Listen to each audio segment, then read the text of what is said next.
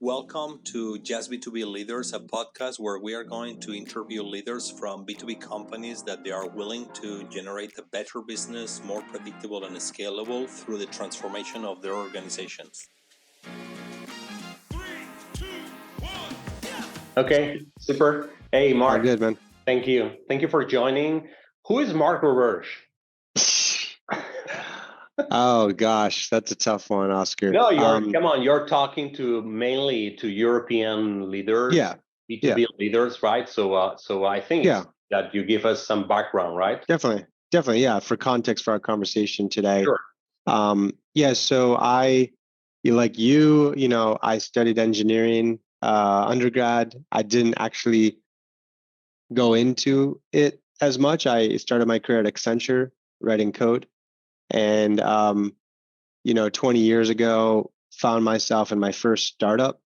And so I never looked back from there in terms of doing startups. And I just love the B2B tech sector. And I ended up getting an MBA from MIT, and I worked on a bunch of companies there, and eventually led to being part of the founding team at HubSpot, which became a very big company. We took it public about 8 years ago. And from there, I was personally the chief revenue officer. So I built the sales team and learned a lot about sales leadership in a B2B context, which we'll talk a lot about today. But then since then, I have been blessed with a lot of other really exciting career opportunities. I teach at Harvard Business School, where I help build out the sales curriculum there, and I teach the main sales course. I've taught courses in entrepreneurship and marketing. And I have a venture capital firm now that I co-founded 5 years ago that focuses on investing in the next generation of B2B startups. So that's kind of the experiences that I'll draw on as we talk today. It sounds that you're quite busy. Yes, like you, but yeah, there's so much fun stuff to do out there. Sure, absolutely. Hey, do you remember how do we meet each other? It had to be one of the SolidWorks absolutely meetings, right? Yeah. Yeah. Which one? There. The one in San Diego? Yeah, I think you came there to sell your stuff to probably. To our. It was funny because I remember that we in that moment I think we didn't talk, but I was one of the ones sitting down there, and then through a common friend, which is Alfred, after we reconnect, and it was interesting, right, to see you there. Talking to our channel partners, because HubSpot was a very good option for them, right, to do inbound marketing. So long. Yeah, we've had lots of fun together. Lots of help with the Dassault channel. A lot of work with Asade together. So it's been fun. Super. Yeah. Hey, tell us about your early days on HubSpot. Why do they hire you? What do you so why you? Yeah, so originally, I was really just had sat next to Dharmesh Shah, who was one of the co-founders in class at MIT, and we enjoyed talking about entrepreneurship at the time. And I think we very much respected one another's views, and it was just a really great friendship.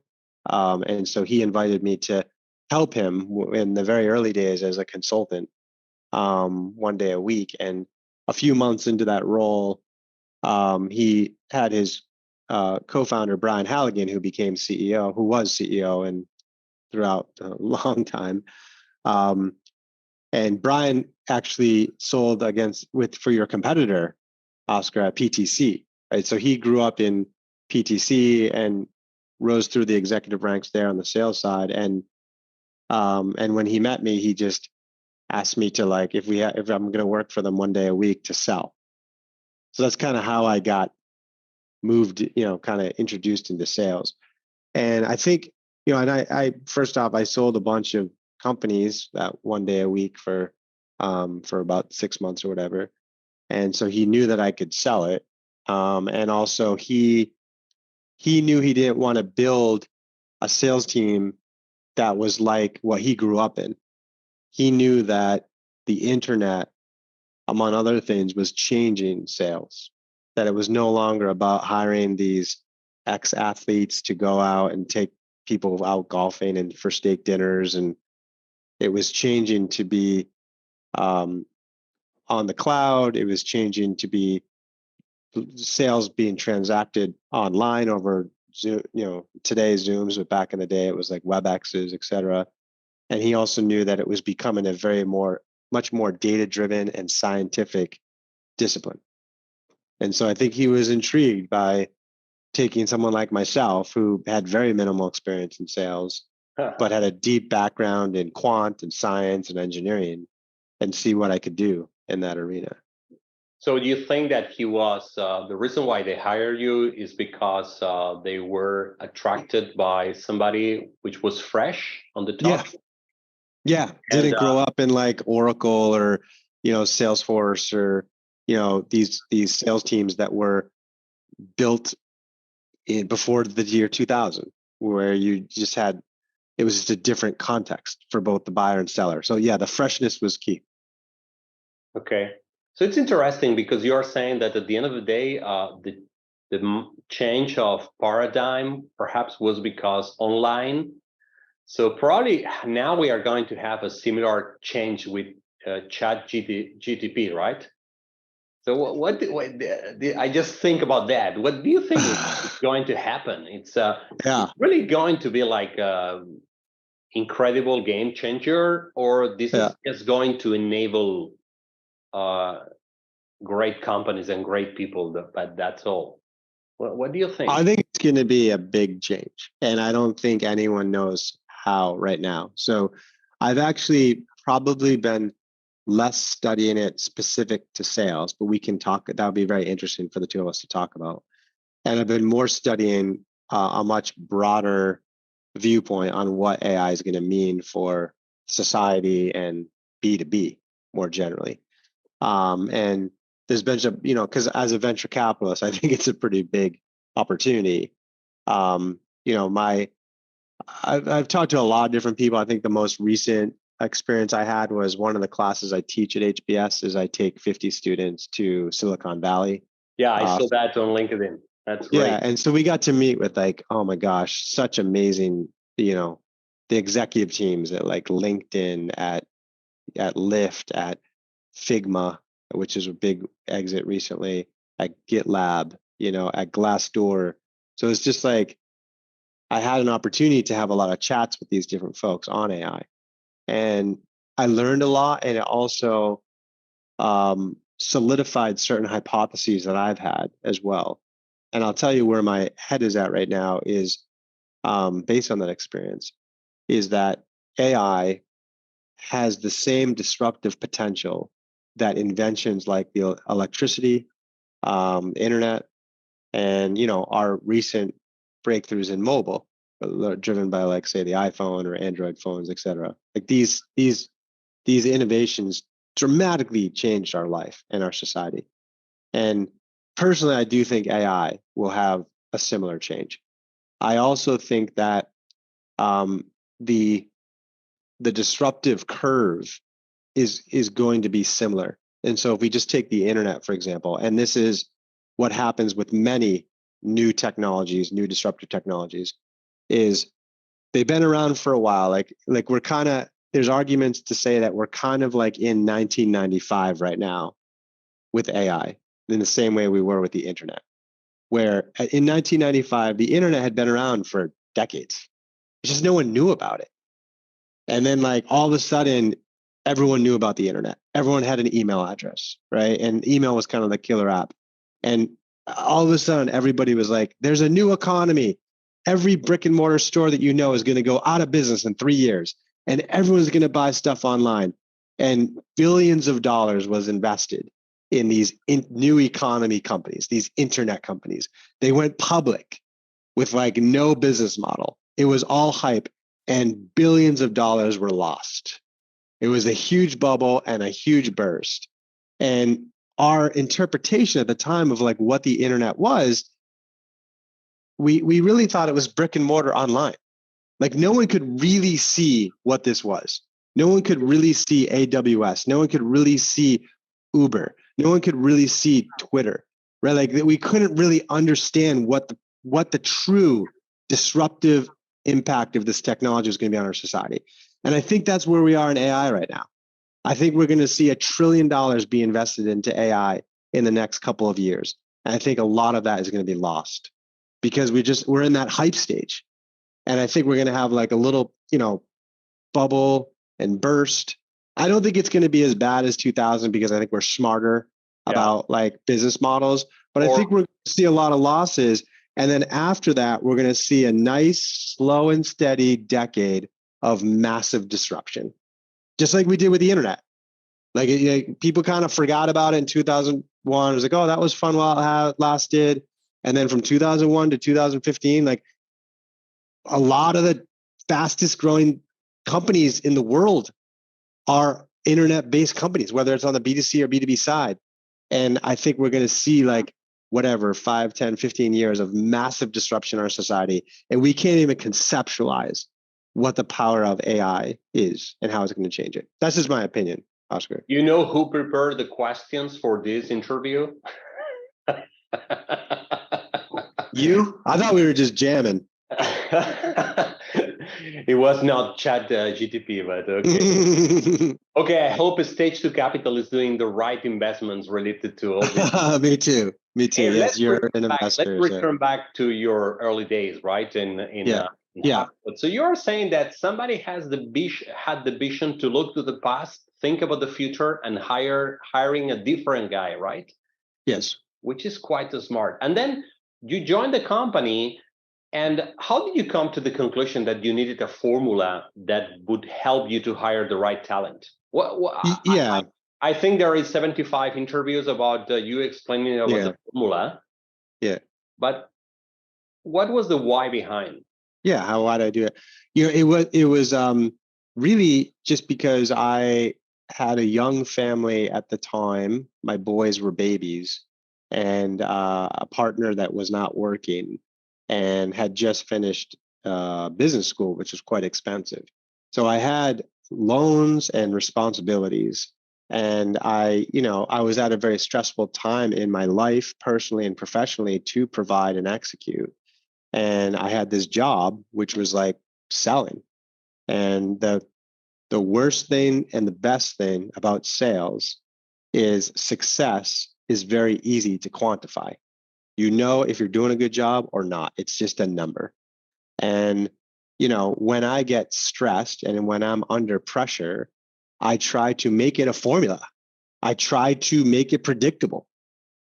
And that was why I really thought about the codification of every aspect of building the sales team. You're talking about hiring, Oscar, but I also looked at it from the perspective of onboarding, of coaching, managing and demand generation and all the forecasts and all that kind of stuff. Because the reason I did it, to your question, is because when I get stressed and I'm under pressure, I try to look for the scientific data-driven truth.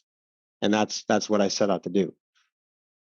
Okay, which was I think that one I can recognize that because when they hire me at SolidWorks, one of the reasons why they hire me at SolidWorks, I think, is because I had no clue about the solution, but I had a huge expertise on the problems we were fixing.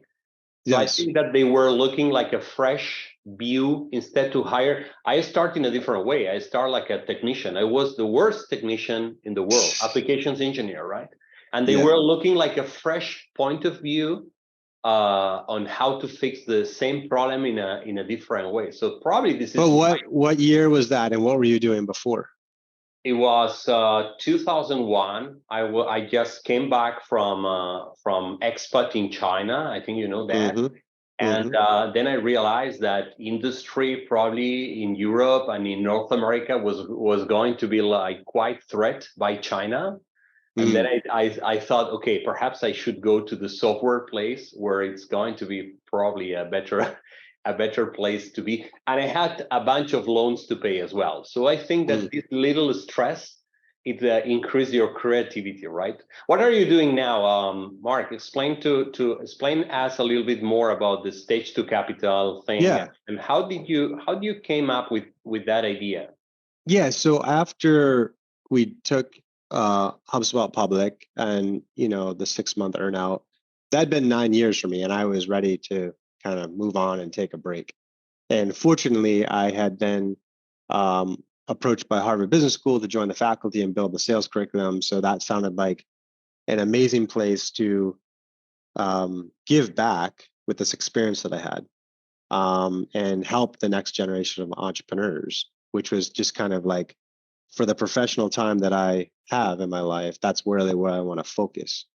And so what was cool about that journey, this is, I don't know, 8 or 9 years ago, I think, is it gave me a lot of time to work with different startups. And so as opposed to being 80 hours a week on HubSpot, thinking about that one context, I probably spent my time, like every quarter, I kind of dug in deep with a different startup and really understood like how the sales machine would work there, how the go-to-market machine would work. And I did that with dozens of companies. Many of them, some of became unicorns. Asana went public. Drift sold for $1 billion last year.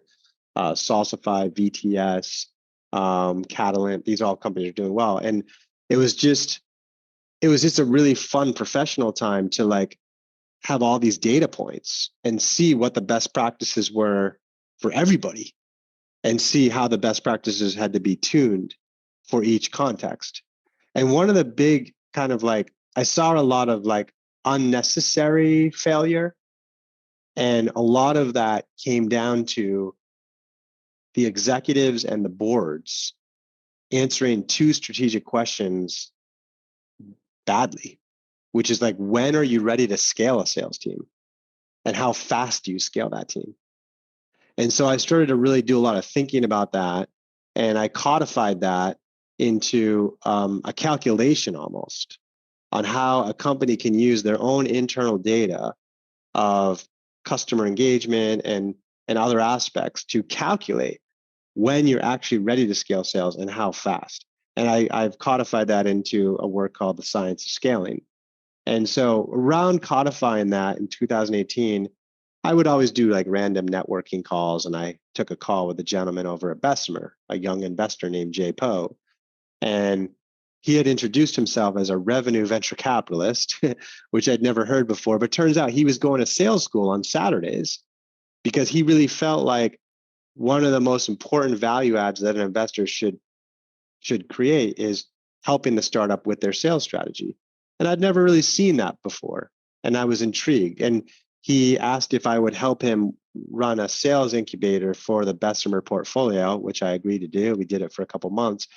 And he was like, this needs to be a fund. Like, we need to start the first fund that is exclusively backed by all the best sales and marketing leaders in the world, and helping the next generation of startups with their sales and marketing and customer success strategy. So, 5 years later, we're on our 3rd fund. We have amazing people like you and 400 other people from all over the world who are running the best sales and marketing teams in the world, from Snowflake to Zoom to Salesforce to all those companies. And we create a formal platform to invest through a fund in these next generation of startups and bring in the right person to like do a workshop or join their board or help them hire a sales leader or whatever. And so that's the premise. And it's evolved to a very fulfilling platform for me to help the next generation of entrepreneurs with sales. Hey, one topic that I'm quite picky, which is how different is B2B to B2C? How different is the culture? How different is the way you need to organize your company? How different are the KPIs? Don't you think that some of these startups, they just get the wrong questions from people that they have the money, but they have no clue about B2B? Definitely. I call it the inappropriate cut and paste. It's like there has to be, like, even just in B2B, key questions like who's your Who should you hire for your sales team? What sales compensation plan should you move? What pricing model should you use? How fast, how fast should you grow revenue this year? These are all questions that like they're so contextual to what you're selling and to who. Are you selling airplanes or are you selling pencils? Are you selling to CMOs or you're selling to like engineers, right? So it's like that's the thing that's a little hard to teach, and we have to spend some time on that. But just know that like it's really dangerous just to like hear the answers from someone else that's a different context. And when we get into B2B versus B2C, wow, it's even much different, right? So big drama then. Yeah. If we compare. But it's hard, Oscar, for like a 28-year-old entrepreneur founder who's like a great programmer to get a $20 million check from some venture capitalist and to push back on them on the strategy. You'd think like someone's giving you 20 million and they start telling you how to run your business, you better listen. And unfortunately, a lot of times that advice is coming from the best practice that worked at a different startup. And there's less filter on whether it's appropriate here. The other day, I just, time ago, I just measured that 90% of the top 20 most consumed case studies in the world, they are B2C. 90. Yeah. And 70% of companies in China, they are B2B. Guess Crazy. what? Guess what? If these executives, they go to a business school, they are going to spend 90% of their time discussing on a reality, which is about Apple, Heineken, and Danone, which has nothing to do with their daily activity, right? So this is, do you consider yourself a B2B guy?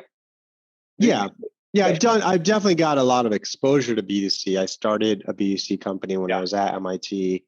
I've studied a lot of B2C companies. I've taught a lot of B2C cases. I didn't mention this, but I've worked at like BCG as a senior advisor when I was in between things, and like it gave me exposure. I definitely don't know it as well, but I'm not like unfamiliar.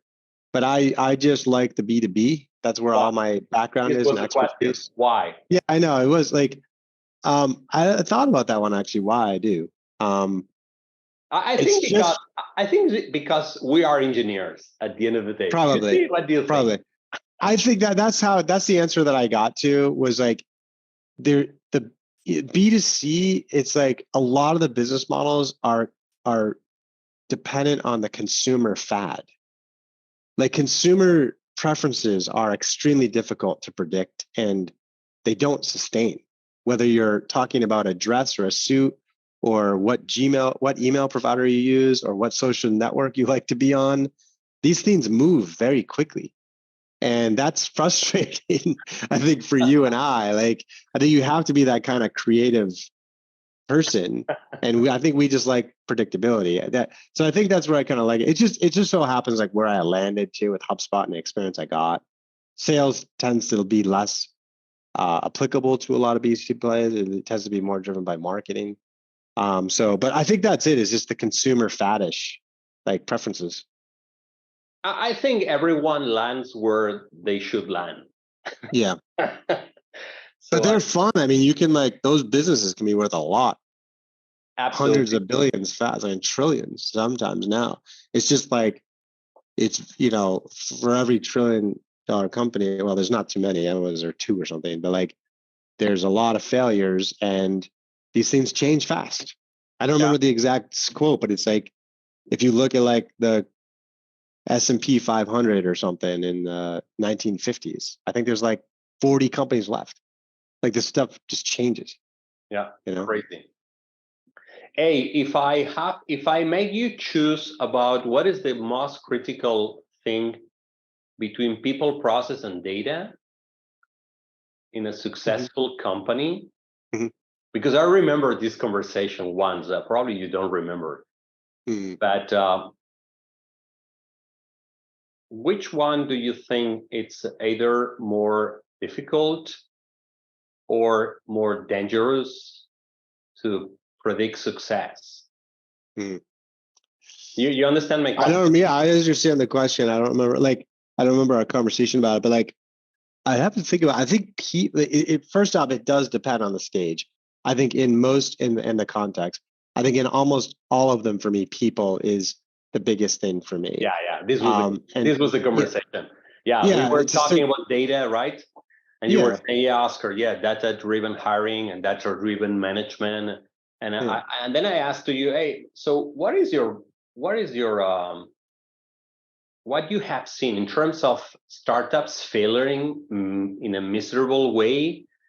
And you said people, they fail. There's a lot of research on that. There's a lot of research that shows the number one failure point is the people.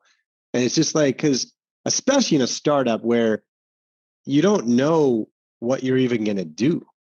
Like no one ever came up with an idea and raised a bunch of money and hired amazing people and all the customers bought it and the product worked beautifully and then they did an IPO. That never happened.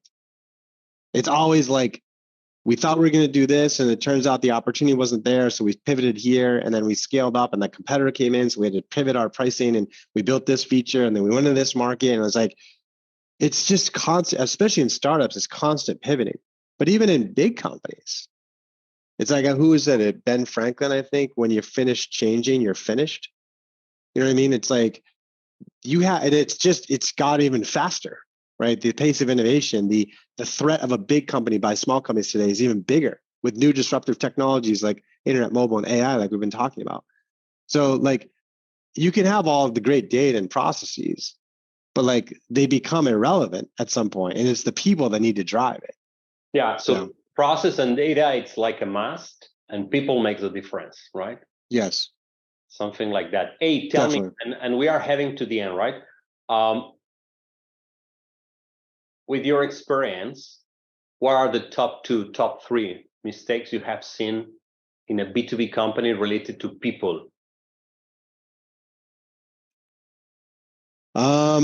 I think the number one is, and there's actually a lot of good research on this. And don't think only for sales and marketing, but yeah, I think this one is driven from sales, and I'll try to broaden out. But it's like, and I think it is abstract to everything.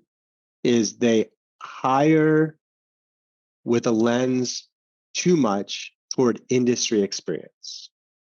So whether they're hiring sales or marketing or engineering or product or finance, whatever, they're just like, okay, we're in, like your case, Oscar, we're in like CAD or we're in like, engineering. Like, so let's go hire someone from PTC or let's go hire someone from Onshape, right? And there's just, it's not that doesn't help. Like having been in the industry is helpful.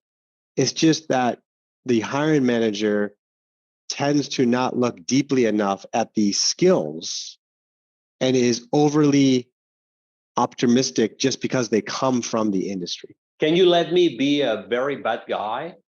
This is B2C mindset. In B2C, probably product is the king. Yeah. B is going to be the problem, right? So probably, maybe that's where it comes from. Yeah, it's probably coming from there, right? You need to know the product, right? And you need to know the brand, right? And I can tell you that, like, for me, just looking across the company, the salespeople hired at HubSpot, the salespeople we hire that do exceptionally well at all of our portfolio companies, like there's not a strong correlation with prior experience in the industry.